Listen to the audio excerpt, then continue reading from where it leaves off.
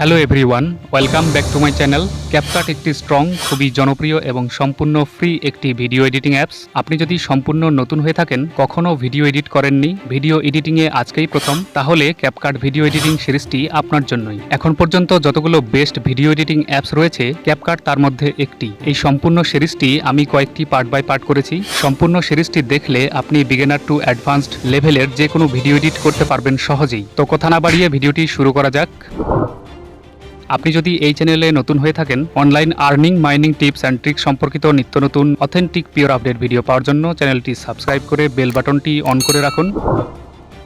সর্বপ্রথম আমরা ক্যাপকাট অ্যাপসটি প্লে স্টোর থেকে ডাউনলোড করে নিব। তার জন্য চলে যান প্লে স্টোরে, টাইপ করুন ক্যাপকাট। তো এখান থেকে অ্যাপসটি ইনস্টল করে ফেলুন। এরপর অ্যাপসটি ওপেন করুন। ক্যাপকাটে আসার পর এরকম একটি ইন্টারফেস দেখতে পাবেন। Photo editor, auto cut, product photos, AI poster, এগুলোর এখন কোনো কিছুরই প্রয়োজন নেই। আর এদিকে দেখতে পাচ্ছেন কিছু পুরনো প্রজেক্ট রয়েছে। আপনি যেহেতু নতুন, আপনার থাকবে না, আপনি সরাসরি চলে যাবেন নিউ প্রজেক্টে। এখানে দেখতে পাবেন আপনার গ্যালারিতে থাকা কিছু ভিডিও এবং ফটোস। তো আমি একটি ভিডিও ইম্পোর্ট করে নিচ্ছি। ইম্পোর্ট করার জন্য ভিডিওটি সিলেক্ট করবেন, অ্যাড বাটনে ক্লিক করবেন। ইম্পোর্ট করার পর ইন্টারফেসটি এরকম দেখতে পাবেন। ভিডিওটি আনার পর সর্বপ্রথম যে কাজটি করতে হবে সেটি হচ্ছে ভিডিওটির সাইজ কত হবে সেটা ঠিক করা। তো সেটি করার জন্য এখানে দেখতে পাচ্ছেন অ্যাসপেক্ট রেশিও, এখানে একটি ক্লিক করবেন। ভিডিওটি কোন প্ল্যাটফর্মের জন্য বানাচ্ছেন, এটি অরিজিনাল, এটি ইউটিউব শর্ট ভিডিওর জন্য, এটি ইউটিউব ভিডিওর জন্য 16:9। এভাবে আপনার যেটি প্রয়োজন সেটি সিলেক্ট করবেন। আমি এটি সিলেক্ট করলাম। এখানে মেইনলি দুইটি অংশ, একটি এডিট রুম আর একটি ডিসপ্লে রুম। মনে করতে পারেন এটি অপারেশন থিয়েটার আর এটি চেকিং সেন্টার। এখানে আপনি যা করবেন সেইটাই এখানে দেখতে পাবেন। এইটা হচ্ছে টাইমলাইন। দেখতে পাচ্ছেন পুরো ভিডিওটি আমার এই টাইমলাইন জুড়ে রয়েছে। আমি যদি ভিডিওটি আঙ্গুল দিয়ে চেপে ধরে এদিক ওদিক ড্র্যাগ করি, তাহলে দেখতে পাচ্ছেন ভিডিওটি ডিসপ্লে হচ্ছে। অথবা এখানে যদি প্লে করি তাহলেও ভিডিওটি চলবে। এখন এই ভিডিওটি অক্ষত অবস্থায় রয়েছে। এখন আমি ভিডিওটি ইচ্ছে মতো কাটাছেঁড়া করতে পারবো, জোড়া দিতে পারবো, অডিও অ্যাড করতে পারবো, অ্যানিমেশন অ্যাড করতে পারবো, সাবস্ক্রাইব বাটন অ্যাড করতে পারবো, বিভিন্ন ধরনের ইফেক্ট অ্যাড করতে পারবো। মনে রাখবেন এই সম্পূর্ণ কাজটি এই টাইমলাইনেই করতে হবে। তো ভিডিওটি আমি একবার প্লে করে দেখে নিচ্ছি। এবার চাইলে আমি এখানে একটি ব্যাকগ্রাউন্ড ইউজ করতে পারবো। সেটা করার জন্য এখানে দেখতে পাবেন ব্যাকগ্রাউন্ড নামে একটি অপশন রয়েছে। ক্লিক করলাম। এখানে আপনি চাইলে যে কোনো একটি সলিড কালার ইউজ করতে পারবেন, সাদা বা হলুদ। এছাড়াও আপনার গ্যালারিতে নিজস্ব কোনো ব্যাকগ্রাউন্ড ইমেজ থেকে থাকলে ইমেজে ক্লিক করুন।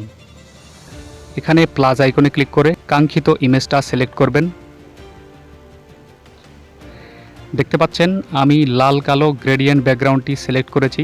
এরপর এখানে দেখতে পাচ্ছেন অ্যাপ্লাই টু অল। এখানে ক্লিক করলে পুরো ভিডিওতেই ব্যাকগ্রাউন্ডটি অ্যাপ্লাই হয়ে যাবে। আর যদি এখানে ক্লিক না করে টিক মারেন, তাহলে পুরো ভিডিওতে ব্যাকগ্রাউন্ডটি অ্যাপ্লাই হবে না। তো আমি অ্যাপ্লাই টু অল করে দিচ্ছি। দেখতে পাচ্ছেন পুরো ভিডিওতে ব্যাকগ্রাউন্ডটি অ্যাপ্লাই হয়ে গেছে। তো এরপর মনে করলাম এইটুকু অংশ বাড়তি আছে, মেইন ভিডিওটি আমার এখান থেকে শুরু হচ্ছে, তো আমি এইটুকু অংশ বাদ দিয়ে দিব। সেটা করার জন্য ভিডিওটি চেপে ধরে ড্র্যাগ করবেন। এই যে সাদা যে স্টিকটা দেখতে পাচ্ছেন, ভিডিওটি যতটুকু ডানে বা বাঁয়ে কাটবেন সেখানে ভিড়াবেন। তারপর সিম্পলি ভিডিওটির উপরে একটা ক্লিক করবেন। মনে রাখবেন ভিডিওটি যাতে নড়ে না যায়। এরপর বেশ কয়েকটি অপশন দেখতে পাচ্ছেন। এখানে দেখবেন স্প্লিট, এখানে ক্লিক করলে এইটুকু অংশ দুই ভাগে ভাগ হয়ে যাবে।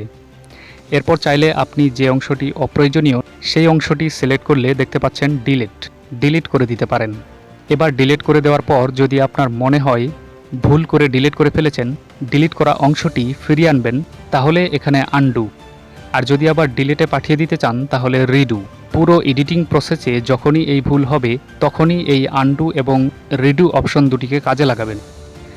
তো ভিডিওটি যদি প্লে করি তাহলে ভিডিওটি এখান থেকে শুরু হচ্ছে, সামনেরটুকু ডিলিট হয়ে গেছে। আবার যদি কিছু দূর যাওয়ার পর মনে হয় এখান থেকে এখান পর্যন্ত এইটুকু অংশ প্রয়োজন নেই, তাহলে আবারও একই নিয়মে ডিলিট করতে হবে। সিম্পলি ভিডিওটি ড্র্যাগ করে এখানে ভিড়াবেন, ভিডিওটির ওপরে একটা ক্লিক, এখানে স্লিপ, আবার এখানে ভিড়াবেন, ভিডিওটির উপরে একটা ক্লিক, এখানে স্লিপড। এখানে একটা কথা বলি, এই ভিডিও এডিটিং সিরিজটি যারা সম্পূর্ণ নতুন এবং শূন্য থেকে যারা অ্যাডভান্সড এডিটিং শিখতে চান তাদের জন্য। যারা এই ছোট ছোট বিষয়গুলো জানেন তারা স্কিপ করতে পারেন, আর যারা নতুন দেখছেন তারা কোথাও বুঝতে না পারলে ভিডিওটি বারবার দেখবেন। ভিডিও এডিটিং একটি অভ্যাসের বিষয়, হঠাৎ করে এডিটিং ভালো নাও হতে পারে। এডিট করতে করতেই একটা সময় এডিটের হাত তৈরি হয়। তো দেখতে পাচ্ছেন এইটুকু অংশ কাটা হয়ে গেছে। তো দেখতে পাচ্ছেন টাইমলাইনে ভিডিওটি দুটি ভাগে বিভক্ত। এখানে একটি স্কোয়ার বাটন অ্যাড হয়ে গেছে, তো এখানে একটি ক্লিক করলাম। দেখতে পাচ্ছেন এখানে অনেকগুলো অ্যানিমেশন অপশন রয়েছে, যেগুলো ফ্রি সেগুলো আপনারা ইউজ করতে পারবেন, আর যেগুলো প্রো লেখা আছে সেগুলো ইউজ করতে পারবেন না। যারা ক্যাপকাট পেইড ভার্সন চালায় তাদের জন্য প্রো। আপনারা এখানে অ্যানিমেশনে দেখতে পাবেন কীরকম অ্যানিমেশন চান। তো আমি পুল ইন এই অপশানে ক্লিক করলাম। তো দেখতে পাচ্ছেন আমি যদি প্লে করি তাহলে একটু অ্যানিমেটেড হয়ে এক সিন থেকে আরেক সিনে গেল। এখানে একটি বিষয় লক্ষ্য করলে দেখতে পাবেন অ্যানিমেশনটি খুব দ্রুত হলো। আপনি যদি চান ধীরে হোক বা আরও দ্রুত হোক তাহলে এখানে ক্লিক করবেন। এখানে এইটা ইচ্ছামতো বাড়িয়ে কমিয়ে নিতে পারবেন। এখন আপনি চাচ্ছেন ভিডিওতে একটি লগো অ্যাড করতে, সেটা করার জন্য চলে যাব ওভারলে, তারপর অ্যাড ওভারলে। এখান থেকে আপনার কাঙ্ক্ষিত লগোটি সিলেক্ট করে দিবেন। দেখতে পাচ্ছেন লগোটি টাইমলাইনে চলে এসেছে এবং ডিসপ্লেতেও শো করছে। তো টাইমলাইনে লগোটির উপরে একটি ক্লিক করবেন এবং জুম করে যতটা প্রয়োজন ছোট করবেন, তারপর এটিকে ধরে যে কোনো সাইডে বসিয়ে দিবেন। তো পার্ট 1 ভিডিওতে এ পর্যন্তই, বাকি আরও কাজগুলো পার্ট 2তে দেখিয়েছি। সম্পূর্ণ সিরিজটি দেখলে ক্যাপকাটে video editing beginner to advanced A to Z শিখতে পারবেন। এখানে একটি বিষয় মনে রাখবেন, আপনার গ্যালারি থেকে এই টাইমলাইনে নিয়ে আসা যে কোনো ছবি, ভিডিও বা অডিও, ভিডিওটি সম্পূর্ণ এডিট করে সেভ বা এক্সপোর্ট করার আগে গ্যালারি থেকে ডিলিট করবেন না। তা না হলে এই টাইমলাইন থেকেও সেটি ডিলিট হয়ে যাবে। তাহলে ক্যাপকাট মিনিমাইজ করলেও আপনার রানিং প্রজেক্টটি এখানে জমা থাকবে। আপনি যে কোনো সময় এসে আবারও সেখান থেকেই এডিট রিস্টার্ট করতে পারবেন।